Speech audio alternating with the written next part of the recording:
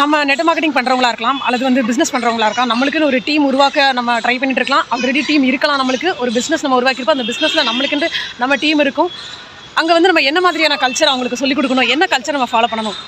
S, எம்எம்ஜிக்குன்னு ஒரு culture இருக்குது. அதோட செஷன்ஸ் நடக்கிறது எல்லாமே இருக்குது. 2 மணிக்கு எல்லாருமே அட்டன் பண்ணலாம். உங்கள் டீமுக்கு யாருக்கும் நீங்கள் அனுப்பி வைக்கணும் அப்படின்னா ஜூம் லிங்க் நீங்கள் தாராளமாக அனுப்பி வைக்கலாம். எம்எம்ஜிக்குன்னு உள்ள கல்ச்சர் புக்காகவே இருக்குது. அந்த புக்கும் வாங்கி நம்ம படிக்கலாம். ப்ளஸ் எம்எம்ஜி கல்ச்சர் ரெகுலராக நடந்துக்கிட்டே இருக்குது.